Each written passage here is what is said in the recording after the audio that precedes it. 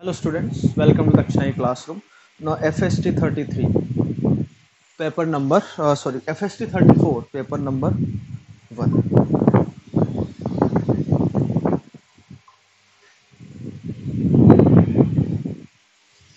Hello students, welcome to Dakshinai classroom.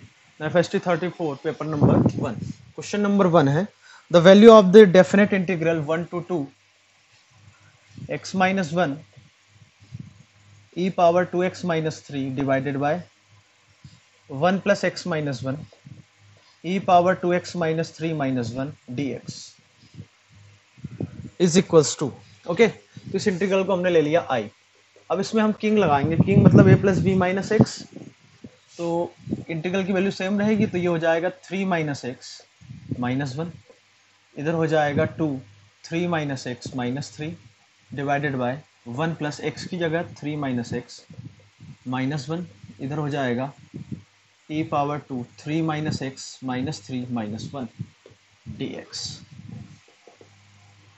So 1 to 2 ये हो जाएगा आपका 2 माइनस एक्स, ओके, और ये हो जाएगा 6 माइनस 2x, तो 3 minus 2x divided by 1 plus 2 minus x, और ये हो जाएगा e 3 minus 2x minus 1, okay. अब इसमें 1 से 2 है, ठीक है। इसको लिखा 1 अपॉन में e power 2x minus 3, 1 upon में e पावर 2x माइनस 3, इधर भी 1 प्लस 2 माइनस एक्स था, इसको भी लिखा 1, तो ये हो जाएगा 1 minus e power 2x minus 3 divided by E power 2x minus 3। तो ये आपका कैंसिल हो गया, तो कहानी बन के आ गई क्या, 1 से 2 2 minus x divided by okay, LCM लेंगे तो ई पावर 2x माइनस 3, इधर बचेगा 2 minus x into this dx, okay. So I 1 to 2 ऊपर है 2 माइनस एक्स अपॉन में ई पावर 2x माइनस 3 का कॉफिशिएंट आ जाएगा x माइनस 1, ठीक है। सॉरी, ये नहीं आएगा, 1 माइनस 2 प्लस एक्स, मतलब ई पावर 2x हो जाएगा 1 माइनस 2 प्लस एक्स और प्लस 2 माइनस एक्स, ठीक है, dx। So further this is equals to 1 to 2 2 minus x upon में, कोई गड़बड़ी तो नहीं है इसमें, नहीं है ना। तो ये हो गया e power 2x minus 3 into ये हो जाएगा आपका x minus 1 plus 2 minus x D x. अब जो आपका इंटीग्रल था ये और ये, इसको मैं थोड़ा और सॉल्व करूं तो ये हो जाएगा 1 से 2 x minus 1 e power 2x minus 3, ठीक है, डिवाइडेड बाय ये हो जाएगा x माइनस 1 इंटू ई पावर 2x माइनस 3 और माइनस एक्स प्लस 1, तो 2 माइनस एक्स हो जाएगा वो। तो अब इन दोनों इंटीग्रल को आप ऐड कर लो तो 2i, किस किस को, इसको और इसको, सेम इंटीग्रल है, तो ऐड करने पर क्या हो रहा है, न्यूमरेटर और डिनोमिनेटर सेम बन रहा है, इसमें डिनोमिनेटर सेम है, देखो न्यूमरेटर 2 माइनस एक्स और वो ऐड करने पर क्या हो जाएगा 1, तो इसकी वैल्यू आ गई 1। So i is equals to 1/2। क्या बात समझ में आई, okay. Now question number 2, question number 2 है समेशन ऑफ r1 से n r पावर 4, ओके,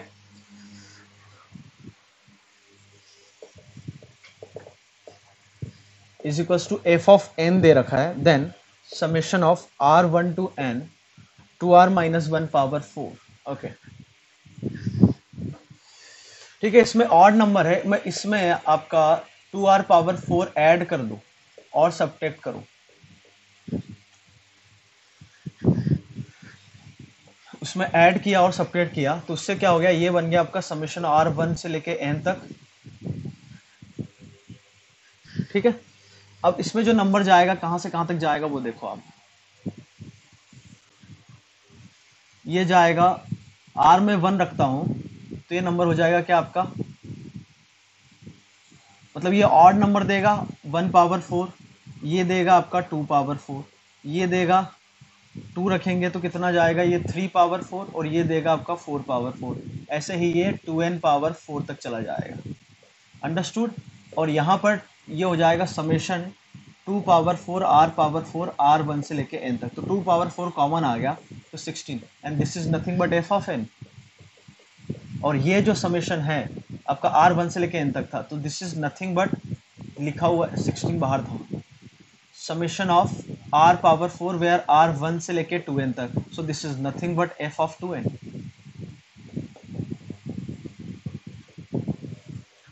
बात समझ में आ गई? तो कौन सा ऑप्शन करेक्ट हो गया सेकंड में? A option. Now next question is 3, alpha 0 से पाई बाय 6 है, then alpha cosec alpha is alpha 0 to pi by 6, then alpha by cosec alpha, तो उसको लिख सकते हैं हम अल्फा बाय साइन अल्फा। ठीक है, यदि मैं साइन अल्फा का ग्राफ बनाऊं 0 से पाई बाय 6 में, तो 0 से पाई बाय 2 बना दिया हमने, है ना। अब इस पर एक कोई पॉइंट मैं लूँ अल्फा, तो पॉइंट क्या होगा, alpha comma sine alpha. So sine alpha by alpha is nothing but slope. समझ में आ रहा है? ठीक है, sign alpha by alpha is your slope. तो स्लोप मैक्सिमम यदि मैं देखूं तो 0 से, हमें जो अल्फा बाय साइन अल्फा क्या चाहिए, अच्छा इसकी रेंज चाहिए ना, अल्फा बाय साइन अल्फा की रेंज चाहिए।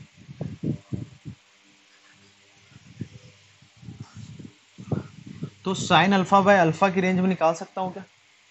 तो साइन अल्फा बाय अल्फा की मिनिमम वैल्यू कहां पर आएगी, जब वो पाई बाय 6 हो जाए, क्योंकि देखो स्लोप ये जो है और इसके कंपैरिजन किसका स्लोप किसका छोटा है यहाँ पर, तो वो पाई बाय 6 पे मिलेगा, तो पाई बाय 6 पे साइन पाई बाय 6 हो गया हाफ, और अल्फा साइन, ये तो पाई बाय 6 था ही, so this is equals to sine alpha by alpha आपका आ गया 3 बाय पाई, तो अल्फा बाय साइन अल्फा हो जाएगा, ये ग्रेटर देन है तो ये less than pi by 3, so answer is C, less than pi by 3। Okay, now fourth question, a and b are square matrices such that b is equals to minus a inverse b a, then a b plus, okay, तो single correct है, मैं a से pre multiplication किया तो ये हो जाएगा a a inverse b a inverse क्या हो जाएगा i, तो a b is equals to minus B A, so this implies A B plus B A is equals to 0। First option ही करेक्ट आ गया, और सिंगल करेक्ट है तो आगे जाने की जरूरत नहीं है। Now next question is question number 5, देखो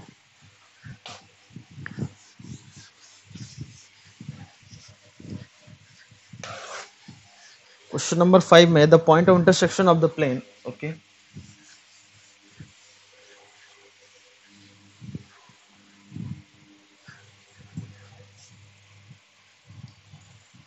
of the plane r vector dot 3i cap minus 5j cap plus 2k cap is equals to 6 with the straight line passing through the origin, the point of intersection of the plane with the straight line passing through the origin and perpendicular to the given, जो plane है 2x minus y minus z is equal to 4। तो किसी plane के perpendicular यदि कोई line है तो इसका जो डायरेक्शन होगा वही नॉर्मल का वेक्टर होगा, तो जो इक्वेशन ऑफ लाइन हो जाएगी x y माइनस 0 ओरिजिन से पास कर रही है, और इसकी डायरेक्शन क्या हो जाएगी 2 कॉमा माइनस 1 कॉमा माइनस 1। क्या ये बात समझ में आती है? तो ये जो गिवन प्लेन है, ये प्लेन जो है कोई नया इधर का ही प्लेन है, तो उसका इसके साथ पॉइंट ऑफ इंटरसेक्शन, तो इस लाइन पर कोई भी एक पॉइंट ले सकते हैं हम, 2 lambda comma minus lambda comma minus lambda, और ये है पॉइंट जो है इसको सेटिस्फाई कराएगा, तो सेटिस्फाई करेगा तो कितना हो जाएगा ये 6 lambda plus 5 lambda minus 2 lambda is equal to 6, तो ये हो गया आपका 6/9, सही है, 6 5 11 माइनस 2, तो हो गया 2/3, लेमडा 2/3 हो गया, तो हमें क्या निकालना था, पॉइंट ही निकालना है, तो लेमडा रख दो 2/3, तो ये हो जाएगा 4/3 comma minus 2/3 comma minus 2/3, so answer is D. Okay, now question number 6, tangent to hyperbola xy is equals to c square at point P hyperbola है x y equals to c square, intersects the x axis at T. यहाँ पर tangent draw किया तो वो x axis को T पर intersect कर रहा है and the y axis at T dash. Normal to hyperbola at P intersects the x axis at N. इस पर जो नॉर्मल है वो एक्स एक्सिस को एन पर इंटरसेक्ट कर रहा है and y axis at N dash. If the area of triangle P N T, इसका जो एरिया है denoted by delta and area of triangle P and dash T dash denoted by delta dash, then 1 by delta plus 1 by delta dash. ठीक है, तो आपके पास जो hyperbola है वो x y equals to c square, I think yes, हाँ x y equal to c square. So इस पर कोई भी पॉइंट हम ले सकते हैं C T comma C by T. ठीक है, और टेंजेंट का स्लोप हो जाएगा, slope of tangent minus 1 by T square. तो टेंजेंट की इक्वेशन आ जाएगी y minus C by two is equals to slope x minus C T. Point T आपका हो जाएगा जहां पर y जीरो रख दूं मैं, और y जैसे जीरो रखा आपका पॉइंट आ गया, y जीरो रखने पे इसको मैं सॉल्व करूं तो ये हो जाएगा C T is equals to x minus C T, मतलब 2ct कॉमा जीरो, और t डैश हो जाएगा x को जीरो, और x को आपने जैसे जीरो रखा तो y हो गया c बाई टी, और ये हो जाएगा प्लस c बाई टी। सही है, x को जीरो रखा तो 2c by T. Okay, normal की इक्वेशन, नॉर्मल का स्लोप हो जाएगा टी स्क्वायर, तो इसकी नॉर्मल की इक्वेशन हो जाएगी y minus C by two is equals to T square x minus C T. तो n पॉइंट हो जाएगा, y को जीरो रखा, y को जीरो रखा तो x आपका निकल के आएगा C T minus C by T cube. N dash आपका होगा, एन डैश यहाँ लिख लेते हैं, वहां पर एक्स जीरो जैसे ही किया तो वो हो जाएगा सी बाई टी कॉमा नहीं माइनस सी टी क्यूब। ठीक है, तो डेल्टा आपका आ गया आएगा क्या, half of P N T कौन सा ट्रेंगल है, ये वाला, तो इसका area half of base into height, तो बेस हो जाएगा ये, तो दिस माइनस दिस, तो एन टी हो गया आपका कितना, C T plus C by T cube into height, इसका Y coordinate that is C by T, और डेल्टा डैश हो जाएगा 1/2 P and dash T dash, मतलब ये वाला ट्रायंगल। तो इसमें इसके y कोऑर्डिनेट का डिफरेंस बेस और ये x कोऑर्डिनेट हाइट, तो एन डैश टी डैश कौन से पॉइंट थे, ये दो पॉइंट, तो इसमें जो डिफरेंस होगा वो आपका हो जाएगा, इसको इससे माइनस करूं तो c by t plus c T cube, और हाइट हो जाएगी सी टी। ठीक है, तो 1 by delta plus 1 by delta dash is equals to, इसका रेसिप्रोकल लिया हमने, तो एक मिनट थोड़ा डेल्टा को और लिखे, तो सी डेल्टा को लिख सकते हैं हम सी स्क्वायर बाई टू। ठीक है, सी कॉमन आ गया, इधर के बच्चे का टी पावर 4 प्लस 1 अपॉन में टी पावर 4, और डेल्टा डैश हो जाएगा सी स्क्वायर बाई टू, इधर क्या हो जाएगा 1 प्लस टी पावर 4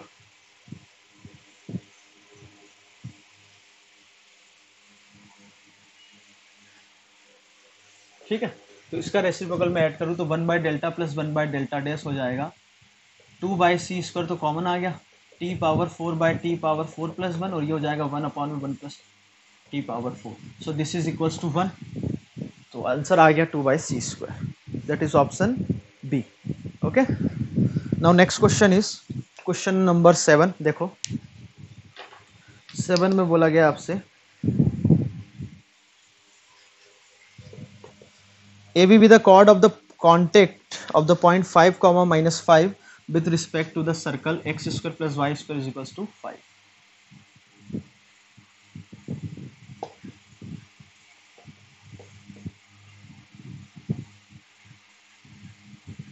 ये COC आ गई, chord of contact. Then the locus of the orthocentre of the triangle PAB, ये कॉर्ड ऑफ कॉन्टेक्ट है और ये पॉइंट P है। वेयर इज, नहीं P ये नहीं है, P क्या है, कोई भी मूविंग पॉइंट है, ठीक है। तो ट्रायंगल PAB आपका जो बनेगा वो ये बनेगा, ठीक है। Is then the locus of the orthocentre of the triangle PAB, तो इसका जो ऑर्थो सेंटर है ट्रायंगल, इसको हमने ले लिया H, K, ठीक है। तो भाई COC की इक्वेशन हम निकाल सकते हो कैसे, x square plus y square is equal to 5 है, तो इस COC की इक्वेशन क्या होती है, t इज इक्वल टू 0, तो वो हो जाएगा 5x minus 5y is equal to 5, that is x minus y is equal to 1। तो ये आपका COC की इक्वेशन आ गया। अब हम जानते हैं कि ऑर्थो सेंटर की इमेज साइड में सर्कम सेंटर पे आएगी, तो इसकी इमेज इस लाइन में, दैट इज H डैश, वो सर्कम सर्कल को सेटिस्फाई करेगा। ऑर्थो सेंटर की इमेज साइड में सर्कम सर्कल पे आती है, तो इस तो पॉइंट आपका क्या था, H, K की इमेज इस लाइन के रिस्पेक्ट में, तो वो हो जाएगा x minus h by 1 is equal to y minus k by minus 1 is equal to minus 2 times h minus k minus 1 divided by 2, तो 2 कैंसिल हो गया, तो x आपका x minus h is equal to y minus k by minus 1 is equal to, यह आ गया minus h plus k plus 1, तो x coordinate आ गया k प्लस 1, y कोऑर्डिनेट आ जाएगा माइनस उधर जाएगा तो h माइनस 1। आगे बात समझ में, तो ये इसको सेटिस्फाई करेगा, किसको, सर्कल को, दैट इज k प्लस 1 का whole square plus h minus 1 का whole square is equal to 5। अब हमें क्या बताना है कि अच्छा कौन सा ऑप्शन करेक्ट है, तो ये तो हमें सॉल्व करके देखना पड़ेगा। तो जो पहला ऑप्शन है उसमें देखो क्या लिखा हुआ है, x square plus 3x plus 4 minus 4 और Y square minus 3y minus 4। तो यहाँ पर जो इमेज आ गई आपकी H dash is equal to K plus 1 into H minus 1, ये जो है सर्कम सर्कल पे आएगा ट्रायंगल PAB के, और P जो है आपको, P जो है किस सर्कल पे मूव कर रहा है कुछ नहीं दे रखा, तो जो गिवन सर्कल है आपका हम उसी पे मानेंगे। बात समझ में आ रही है, तो ये इसको सेटिस्फाई करना चाहिए बस। Okay, paragraph for question number 8 and 9। Starting at 0, 0, an object moves in xy plane via sequence of steps, each of length 1 unit. Each step is left, right, up or down, all the 4 being equally likely. Okay, तो ये grid problem है हमारा, इस type से grid है ना, 0, 1, 0, 2, 0, 3, 0, ऐसे हमने ले लिए, सब 1 यूनिट के, ठीक है। तो क्वेश्चन नंबर 8 में आपसे पूछ रहा है द प्रोबेबिलिटी, अच्छा इसमें मोर देन 1 करेक्ट है, the probability that object reaches 2, 2 in exactly 4 steps. तो 2, 2 यदि उसको पहुंचना है तो एग्जैक्ट 4 स्टेप में, तो वो कब पहुंच सकता है कि 2 राइट ले ले और 2 अप ले ले। तो यहाँ भी जैसे राइट लिया फिर अप लिया फिर राइट लिया फिर अप, तो हर एक केस में क्या आ रहा है कि 2 राइट और 2 अप, तो 4 में से 2 राइट लेना है, तो 2 राइट कोई से भी ले सकता है, सारे इक्वली लाइकली है, और 2 अप, तो ये आ गया कितने केसेस, 6 केसेस। तो प्रोबेबिलिटी आ जाएगी, रिक्वायर्ड प्रोबेबिलिटी हो गई आपकी फेवरेबल केसेस अपॉन में टोटल केसेस कितने होंगे कि यहाँ से जैसे वो चला तो उसके बाद 4 ऑप्शन है, राइट लेफ्ट अप डाउन, तो 4 4 4 4 कितनी बार, 4 टाइम्स। तो ये आपका ए बी में से कौन सा करेक्ट आ गया, ए ऑप्शन। अब सी और डी में देखो, the probability that object reaches 2, 2 in exactly 6 steps, exactly 6 step में उसको पहुंचना है, तो 6 स्टेप में कैसे पहुंच सकता है कि राइट गया मान लो, फिर राइट गया, फिर राइट गया, फिर अप गया, फिर अप और फिर लेफ्ट चला गया, तो 1 2 3 4 5 6 स्टेप में वो पहुंच गया। बात समझ में आ गई। तो इसके लिए आपको 3 राइट लेना है, 2 अप और 1 लेफ्ट। बात समझ में आ गई। ऐसे ये हो सकता है कि 3 में अप लूं और 3 राइट ले लूं, सॉरी 3 अप 2 राइट और 1 डाउन, 3 अप 2 राइट और 1 डाउन, तो तब भी पहुंच जाएगा। पर इसमें समस्या क्या है, ध्यान से सुनना, इनमें समस्या है, क्या समस्या है वो देखो। उसको कहां पहुंचना है, 2, 2 पर, ठीक है, अब मान लो वो राइट गया, फिर राइट गया, फिर राइट गया, और जैसे ये वाला केस की बात करूं, जैसे जितने केसेस इसके लिए आएंगे उतने ही केसेस इसके लिए आएंगे, तो हम इसको सॉल्व कर लेते हैं, 2 से मल्टीप्लाई कर देंगे। ठीक है, तो ये वाला केस 3 राइट जा रहा है, 2 अप और 1 लेफ्ट, तो 3 राइट गया, 1 पीछे आ गया, मतलब 3 राइट जाने के बाद 1 लेफ्ट आ गया और 2 अप ले ले, तो स्टेप्स कितने हुए, 1 2, और ये तो जाके वापस आ गया, तो उसका कोई सेंस ही नहीं है, तो 2 3 4, तो जब 4 स्टेप्स हो रहे थे वो वाले केस इसमें, क्योंकि यहां पर जो नंबर ऑफ स्टेप कितने हो रहे हैं, एग्जैक्टली 4 स्टेप में पहुंच रहा है। अरे ये तो कैंसिल हो गया ना, जाके आ गया, आई बात समझ में। एक केस ये वाला होगा, और दूसरा केस एक भी हो, इसमें एक ये भी हो सकता है कि जैसे 2,2 पर पहुंचना है उसको, तो वो गया,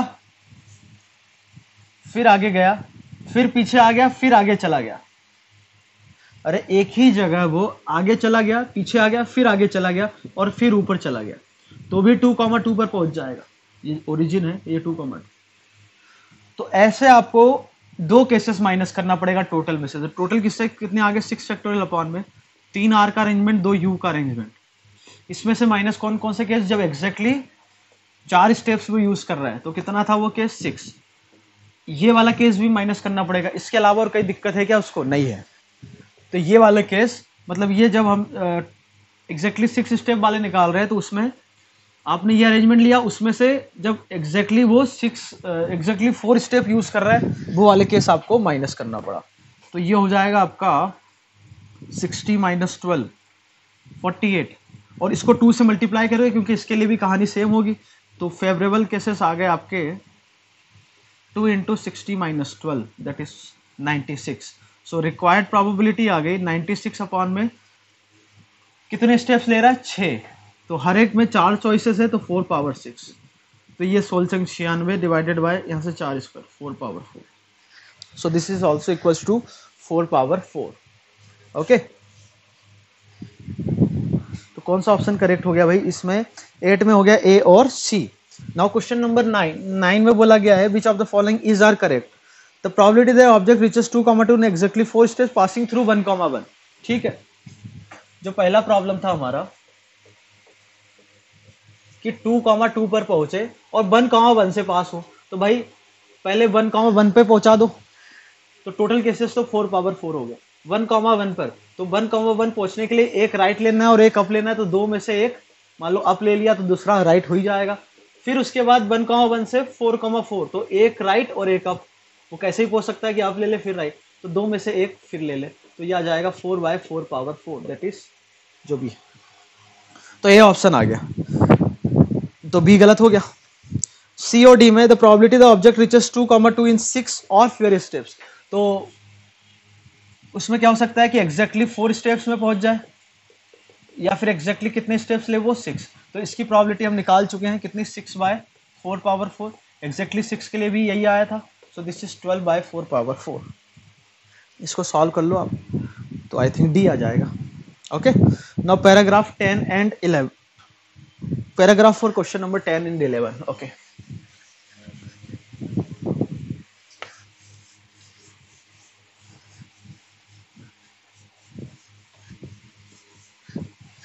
क्वेश्चन नंबर 10 में आपसे बोल रहा है ये कि आपके पास सर्कल दे रखा है, variable circle,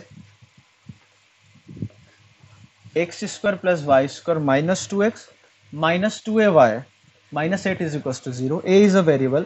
Then question number 10, the equation represent a family of circles passing through 2 fixed points whose coordinates are. बहुत सिंपल क्वेश्चन, इसको हम देखें तो x² + y² - 2x - 8 -a - 2ay = 0। तो ये सर्कल हुआ S1 plus lambda line L। तो family of circle है passing through point of intersection of S1 and line, तो वो जो पॉइंट ऑफ इंटरसेक्शन है वो आपका आ गया ये पॉइंट्स। तो सर S1 बोले तो दिस, और सॉरी यहाँ पे लाइन है ना, अरे ये क्या रिप्रेजेंट करता है, family of circle passing through point of intersection of S1 and line L, ये लाइन L हो गई।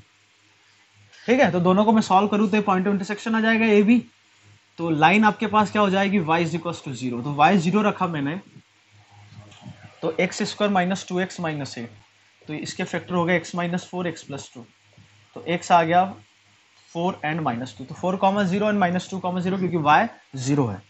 तो ए 10th वाला हो गया आपका। Now 11th equation of circle, तो कौन कौन सा ऑप्शन आ गया इसमें 10th में, ए एंड सी, ठीक है। 11th में equation of circle C of the family tangent to which at this fix point intersects on the line this, equation of the circle C of this family tangents to which at this points, A और B पर जो tangent है, अच्छा A और B पर जो tangent है वो कहाँ मिल रहे हैं आपको, वो given line that is x plus 2y plus 5। तो हमें उस पर्टिकुलर फैमिली का पॉइंट ऑफ इंटरसेक्शन निकालना, तो इस पर मैं कोई भी एक पॉइंट ले सकता हूं क्या, मैंने ले लिया y कोऑर्डिनेट आपका t ले लिया, तो x कोऑर्डिनेट हो जाएगा -2t - 5, समझना। COC की इक्वेशन हो जाएगी आपकी इस पॉइंट से इस फैमिली पे, इस पॉइंट से इस फैमिली पे COC की equation -2t - 5x plus T Y minus x -2t - 5 minus a y plus y1 that is t minus 8 is equals to 0. So this should be COC क्या है आपका, AB line that is y is equals to 0, ये y is equal to 0 line होनी चाहिए, ठीक है। तो y is equal to 0 line होनी चाहिए, तो यहां पर मैं x का देखूं तो क्या आएगा, x का कोएफिशिएंट -2t - 6 हो गया ये तो, ठीक है। y के साथ हो जाएगा t - a, ओके, और कांस्टेंट हो जाएगा इधर से +2t + 5, इधर से -80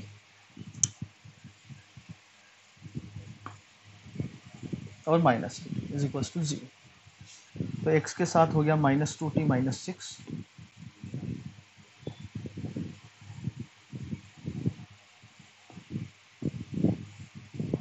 to -8t -3 is equal to 0, ठीक है।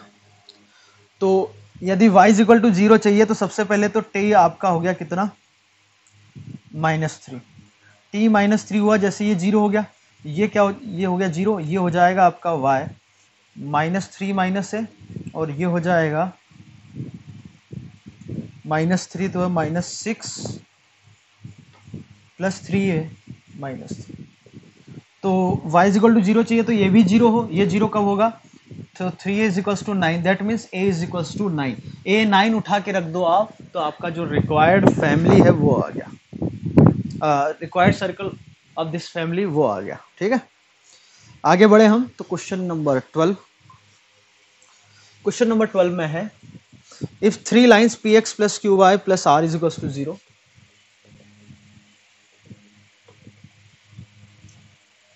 and qx plus ry plus p is equals to 0 and rx plus py plus q is equals to 0 are concurrent, then which of the following may be true?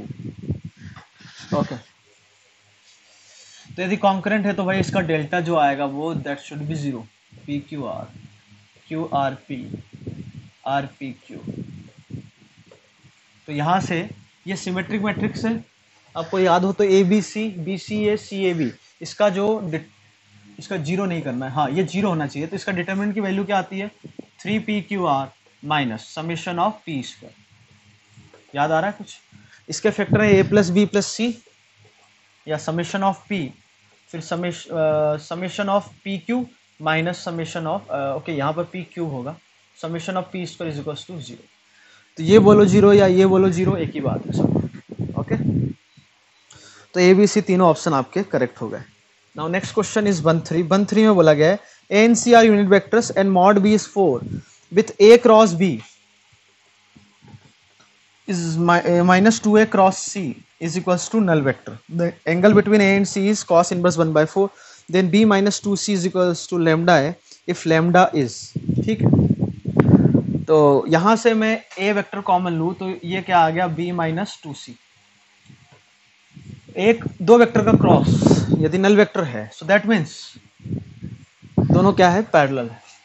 तो b minus two c vector can be written as lambda a vector.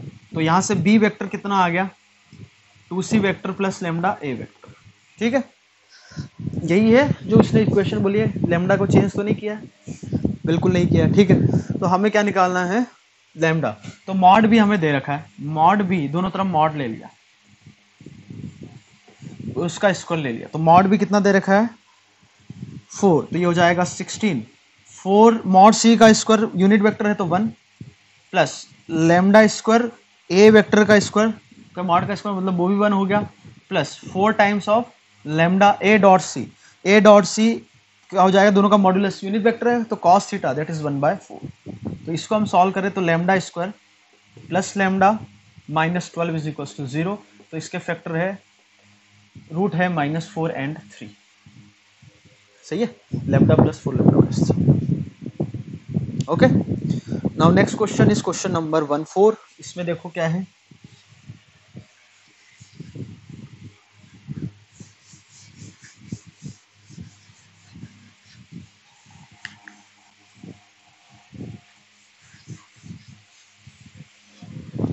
One four में आपसे बोल रखा है, if the imaginary part of the complex number z minus 1 cos alpha minus e power iota, this can be written as e power minus iota alpha plus 1/z minus 1, और ऊपर जो लिखा है उसको लिख सकते हैं हम ई पावर आयोटा अल्फा। कोई दिक्कत?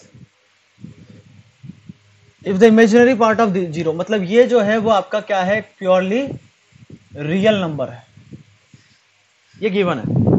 अरे इमेजिनरी पार्ट जीरो मतलब प्योरली रियल, तो देन मॉड z माइनस 1, इसके बारे में इंफॉर्मेशन हमें चाहिए। ठीक है,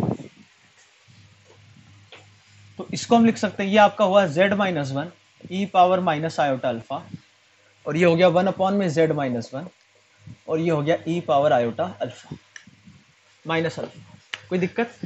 z माइनस 1 को पूरे को मैंने एक लिख लिया r e power iota theta. कोई लिखने में दिक्कत? तो ये हो जाएगा यहाँ पर मल्टीप्लाई करने, z माइनस 1 की जगह ये रख दो, तो ये हो जाएगा r e power iota theta minus alpha, और ये हो जाएगा 1/r e power iota theta minus alpha. आगे बात समझ में? ठीक है, अब इसको कोई नया कॉम्प्लेक्स नंबर ले लिया हमने, इस पूरे को कुछ क्या ले लिया, k, कॉम्प्लेक्स नंबर k ले लिया, तो this is k plus 1/k। अब ये प्योरली रियल है, तो ये ना और इसका जो कॉन्जुगेट होगा दोनों बराबर होंगे, तो इसको इधर ले आओ, तो k minus k bar plus 1/k minus 1/k bar is equal to 0। तो k माइनस के बार कॉमन आ गया, समझ में आ रहा है? यहाँ क्या आएगा, माइनस टाइम्स 1/k इंटू के bar is nothing but mod k का स्क्वायर। तो ये ट्रू कब हो सकता है, जब k और k बार बराबर हो जाए, या फिर मॉड k 1 हो जाए। k क्या था आपका, यहाँ देखो, k का मॉड, k किसको लिया था, इस पूरे को, इस पूरे को k जो लिया था वो r e power iota theta into ई पावर माइनस अल्फा। तो ये आपका क्या हो गया, z माइनस 1। तो k can be written as z minus 1 e power minus iota alpha.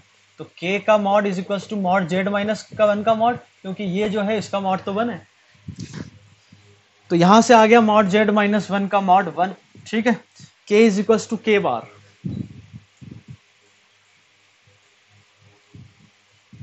k is equal to k bar, k किसको बोला था, इसको, तो k is equal to k bar आ गया, इसका मतलब ये भी क्या हो आपका, प्योरली रियल।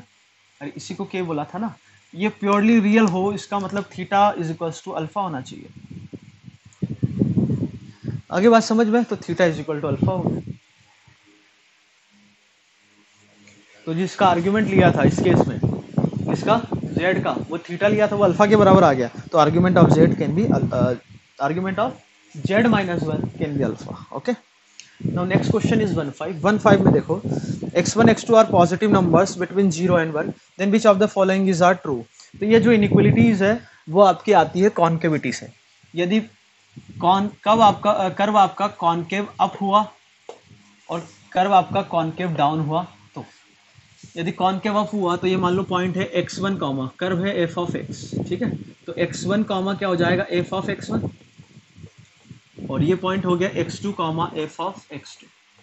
इन दोनों का मिड पॉइंट हमने लिया, तो वो मिड पॉइंट के कोऑर्डिनेट्स क्या हो जाएंगे,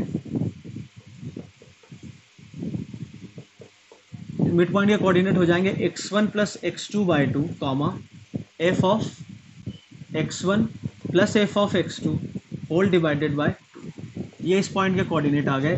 अब मैंने एक हॉरिजॉन्टल लाइन ड्रॉ करी, तो ये जो है इसका y कोऑर्डिनेट क्या होगा, x क्या कोऑर्डिनेट क्या है x1 plus x2 by to, तो x कोऑर्डिनेट हो जाएगा x1 plus x2 by to. तो यहाँ से आप देख सकते हो कॉनकेव अपवर्ड है, तो इनमें इसका y की वैल्यू क्या है ये, तो ये इससे बड़ी होगी, तो हम यहाँ से बोल सकते हैं कि f of x1 plus x2 by to ये हमेशा इससे छोटा होगा।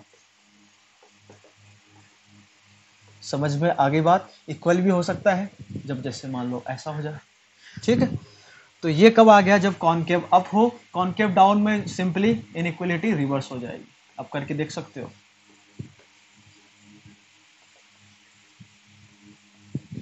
तो पहला कर्व साइन जो है आपका, साइन 0 से 1 में क्या होगा, ऐसा कॉनकेव डाउन, दैट इज ये इनइक्वलिटी आनी चाहिए, तो गलत हो गया। बी टेन आपका होता है ऐसा कॉनकेव अप, मतलब ये इनइक्वलिटी सही है। सी ln कॉनकेव डाउन, गलत हो गया। कॉन और डी ऑप्शन एक्स स्क्वायर आपका कर्व ऐसा होगा, तो ये भी कॉनकेव अप, मतलब ये, तो बी और डी आपके करेक्ट हो गए। ओके, नाउ क्वेश्चन नंबर 16 में देखो, late n is given by this 1 plus 1 by n power n for each n belongs to natural number, then n की रेंज बतानी है, ठीक है। तो इसको मैं बाइनोमियल से ओपन करूँ तो 1 plus nc1 into 1 by n plus nc2 into 1 by n का square, nc3 and so on ncn into 1 by n की पावर n। कोई समस्या, ठीक। तो यहाँ से n आ गया 1 प्लस nc1 n, तो ये भी 1 हो गया, ये हो गया n minus 1 by 2 factorial into n square. Similarly ये आपका हो जाएगा 1 अपॉन में, या आगे वाला और लिख लो, क्या होगा nc3, तो n minus 1 n minus 2 by 3 factorial, और क्या होगा n क्यू, and so on up to n terms. ध्यान से सुनिएगा, ये nc2 क्या होगा, एक इंटीजर पॉजिटिव नंबर, और n भी नेचुरल नंबर पॉजिटिव, तो सब यहां से हम बोल सकते हैं कि n पहली बात तो 2 या 2 से बड़ा होगा। कैसे, क्योंकि ये पॉजिटिव नंबर, यही पॉजिटिव नंबर, यही पॉजिटिव नंबर, और 2 कब हो सकता है, जब n 1 हो जाए, तो n 1 इज 2 के लिए कितना है, ये 2 है, तो 2 या 2 से बड़ा होगा, ये तो कंफर्म है। अब मैक्सिमम वैल्यू के लिए ध्यान से सुनिएगा, मैक्सिमम वैल्यू के लिए हम क्या करें कि n जो लिखा हुआ है आपका, लिखा हुआ है 1 प्लस 1 प्लस ये लिखा हुआ है n square minus n by 2 factorial, so this can be written as 1 by 2 factorial 1 minus 1 by n। क्या ये बात समझ में आई? अगला टर्म जैसे ये है n क्यूब के साथ कुछ लिखा हुआ है, तो this can be written as 1 by 3 factorial 1 minus something n में, and so on up to n terms. Okay, ये जो नंबर है इसको मैं 1 से रिप्लेस करूं, तो वैल्यू इसकी, जैसे ये 1 माइनस 1 बाय n है, इसको सिर्फ मैं 1 लिखूं तो ये वैल्यू बढ़ेगी, तो हम बोल सकते हैं कि an जो है वही वो 1 प्लस 1, इसको सिर्फ 1 बाय 2 फैक्टोरियल लिखा, इसको सिर्फ, ये भी 1 से छोटा नंबर है तो इसको मैंने 1 लिख दिया, तो 1 by 3 factorial and so on, कहाँ तक 1 बाय n फैक्टोरियल। क्या ये बात समझ में? अरे भाई, जैसे मैं बोलूँ कि a जो है आपका 5 प्लस 6 प्लस 7 इससे इसके बराबर है ना। अब मैं मान लो ये 6 को मैं 7 रख दूं, या 6 को मैं 8 रख दूं, तो हम क्या बोलेंगे, इससे छोटा नहीं होगा, यही बोल रहे हैं हम कि यहाँ पे बड़ा नंबर कर दिया तो इससे छोटा होगा, ये कंफर्म है। और ये जो है ई पावर, और मान लो ये समझ में आ गया, और मान लो कि n इन्फिनिटी तक जा रहा है तो उससे भी छोटा होगा। अरे जब उससे छोटा था, n इन्फिनिटी करूंगा तो और कुछ फ्रैक्शनल पॉजिटिव में जोड़ते जाऊंगा तो उससे भी छोटा होगा। तो आप इसको देखो, ये e पावर x का एक्सपेंशन क्या होता है, 1 plus x by 1 plus x square by 2 factorial plus x cube by 3 factorial, तो ये x पावर 1, x को मैं 1 सब्स्टिट्यूट कर दूं तो n आ गया आपका e से छोटा, तो 3 से भी छोटा होगा, 4 से भी छोटा होगा।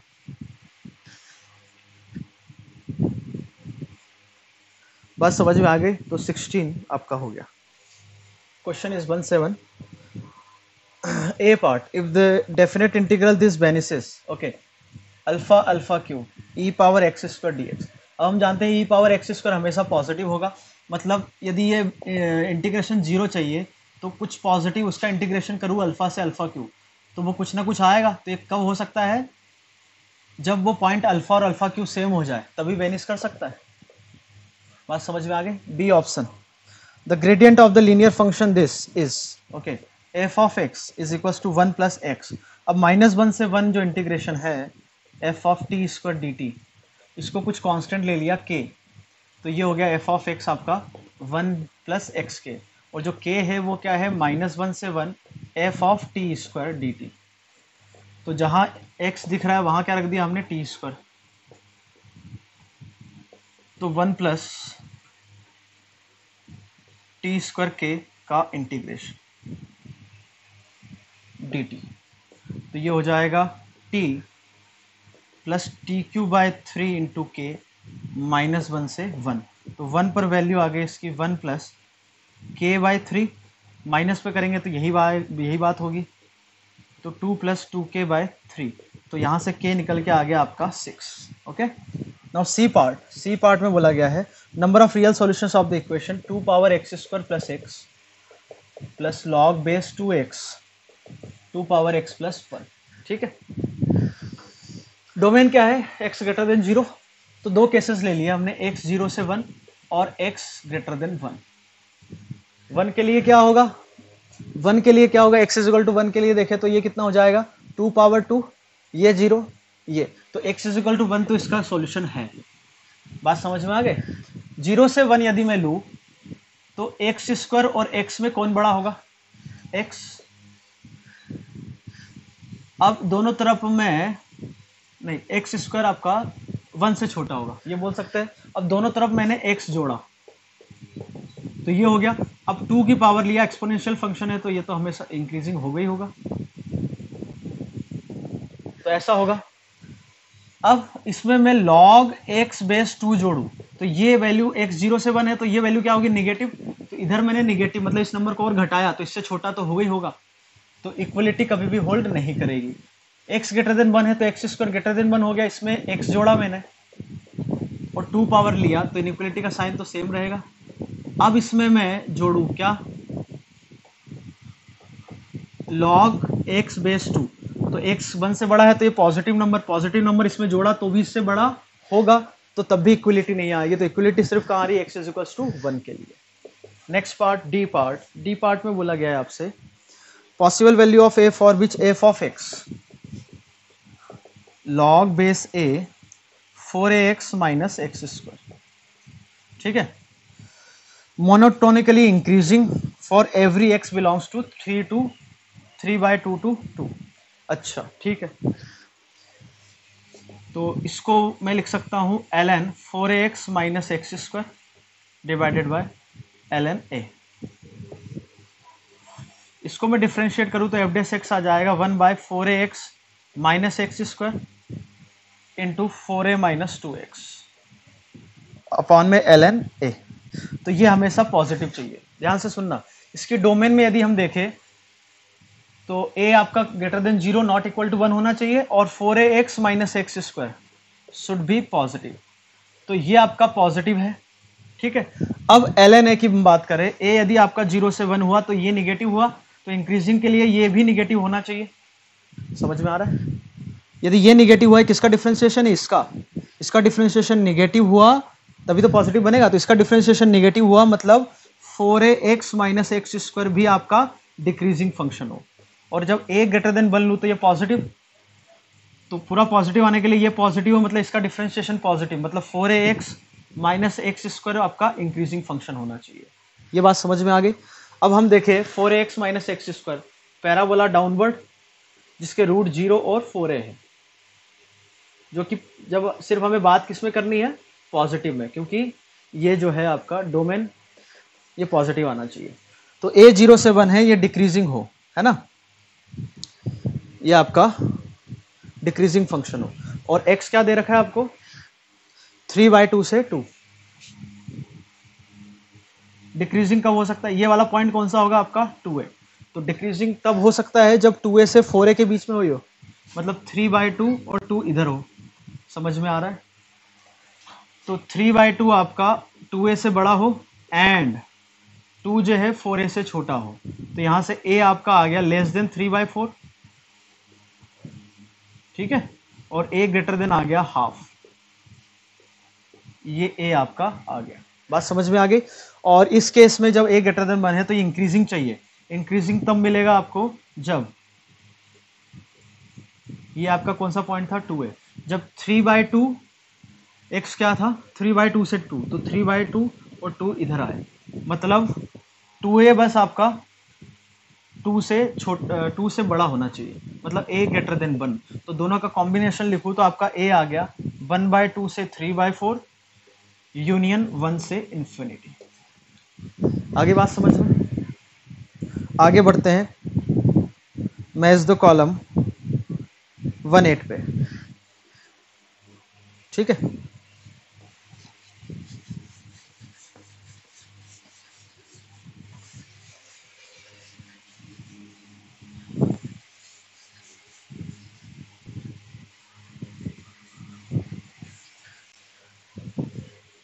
1/8 में जो बोला गया है, अच्छा अलग अलग पार्ट है इसके। A, length of side of an equilateral triangle with the vertex at origin, अच्छा, and inscribed in the parabola this with one vertex as origin। तो यदि ऐसा है तो इक्विलेटरल ट्रायंगल आपका ऐसा बनेगा, तो ये एंगल 60 डिग्री, तो ये एंगल कितना हो गया 30 डिग्री, ये ओरिजिन इस पैराबोला पे y square equal to 12x पे, तो ये कितना हो गया आपका 3, तो इस पर कोई भी पॉइंट ले सकते हैं हम 3t square comma 280 that is 60, ठीक है। हाँ ये 30 डिग्री है, तो इसका जो स्लोप है, ये स्लोप कितना होगा इस कॉर्ड का, ओपी कॉर्ड का स्लोप हो जाएगा 60 अपॉन में 3t square that is 2/3, and that should be equal to tan 30 that is 1/√3, तो t आपका हो गया 2√3, तो पॉइंट p आ गया, क्या आ गया t रख दो 12 या 36 और 12√3, क्या निकालना है इसमें साइड निकाल, तो ओपी निकाल लो, ओपी का वैल्यू p आ गया तो ओपी आ जाएगा। B part, length of chord through origin of the parabola and having slope 1, length of the chord through origin of the parabola and having slope 1, अच्छा इसका स्लोप 1 होना चाहिए, तो पॉइंट क्या ले सकते हैं हम 80 स्क्वायर कॉमा 280, स्लोप 1 हो तो 2/t किसके बराबर आ गया 1 के बराबर, तो t आपका हो गया 2 के बराबर। तो क्या बताना, length of the chord through origin of the parabola and having slope 1, तो t2 आ गया तो पॉइंट आ गया, पॉइंट आ गया तो कॉर्ड की लेंथ आ गई। सी, length of normal chord of the parabola sustaining a right angle at the focus, normal chord of the parabola, तो मान लो ये नॉर्मल कॉर्ड है ना, तो इस पर पॉइंट क्या हो जाएगा 80 स्क्वायर कॉमा 280, तो ये t1 लो तो ये t2 हो जाएगा। अब हम जानते हैं यदि नॉर्मल कॉर्ड है तो t2 कितना होगा -t1 माइनस 2/t1, और ये फोकस a,0 पर 90 डिग्री बना रहा है, फोकस पे कितना बना रहे हैं ये 90 डिग्री। अच्छा तो कॉर्ड की लेंथ जो है इसको p बोल दिया, इसको q, तो पी क्यू हम जानते हैं क्या होता है a mod t1 minus t2 √t1 plus t2 का होल स्क्वायर प्लस 4, तो t1 t2 हमें निकालना पड़ेगा है ना, तो t1 t2 निकालने के लिए ये s हो गया, तो slope of ps into slope of QS should be -1, तो एक इक्वेशन वहां से आ जाएगी, तो ये हो जाएगा 61 अपॉन में 3t1 स्क्वायर माइनस a कितना है आपका 3,0, अरे a इसका 3 है ना, y square equal to 4x के लिए 12x के लिए, पैराबोला यही दे रखा है ना, हाँ 12x ही चल रहा है सभी में, तो ये हो जाएगा 3। दूसरा QS का स्लोप वो हो जाएगा 62 माइनस 0 अपॉन में 3t2 minus 3 is equal to -1। तो यहाँ से आ गया 3 कॉमन आके 4t1 अपॉन में t1 minus 1 into t2 minus 1 and that is equal to -1। तो यहाँ से हम t1 निकाल सकते हैं। t1 कितना हो जाएगा, -t1 माइनस 2। ठीक है, तो t1 को लिख सकते हैं हम -4 टाइम्स t1 माइनस 2 माइनस के साथ is equal to t1 minus 1 t2 minus 1 is equal to minus minus plus और प्लस, तो -4t1 minus 8 is equal to, यहाँ से आ जाएगा t1 माइनस 1 t2 माइनस 1।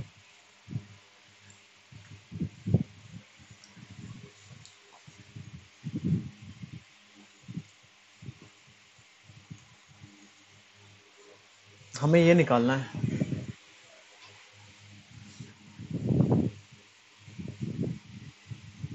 ये हो जाएगा t1 t2। अच्छा, पूरी कहानी हम एक में ला सकते हैं, कैसे? चलो इसको तो लिखो, -4t1 plus 2 is equal to t1 minus 1 और t2 को लिख सकते हैं हम यहाँ से t1 प्लस 2 बाय, तो ये हो जाएगा t1 plus 4 bye t1 plus 4, समझ में आ रहा है? +4 और -1 तो +3, मतलब यहाँ t2 की जगह रख दिया ये। अब ये t1 में कहानी आ गई, t1 में कहानी आ गई तो आपका t1 आ गया, t1 आ गया तो t2 आ गया। कहाँ से? यहाँ से t1 आ गया तो t2 आ गया। t1 t2 यहाँ रख दो तो आपका जो क्वेश्चन पूछा है वो आ गया। ठीक है, कैलकुलेशन कर लेना। D part, length of the normal chord of the parabola subtending a right angle at the vertex. अच्छा, राइट एंगल वर्टेक्स पे आ रहा है, नॉर्मल कॉर्ड है, सेम कहानी है, और यहाँ पर ये 90 डिग्री बन रहा है, मतलब t1 t2 कितना होता है, -4। निकाल भी सकते हो आप, इसका स्लोप 2/t1, इसका स्लोप 2/t2, दोनों का प्रोडक्ट -1, तो t1 t2 कितना आ गया, -4। और हमें एक कहानी यहाँ पर पता है, नॉर्मल कॉर्ड है तो ये इसके बराबर होगा 2/t1। तो यहाँ से t1 t2 किसके बराबर आ गया, -t1 माइनस 2, t1 t2 -4 है तो t1 आ गया 2, तो t1 हो गया √2, t1 √2 हो गया तो t2 आ गया, t2 कितना आ जाएगा, -2 √2, t1 t2 आ गया, फिर से कॉर्ड की लेंथ आ गई। ओके,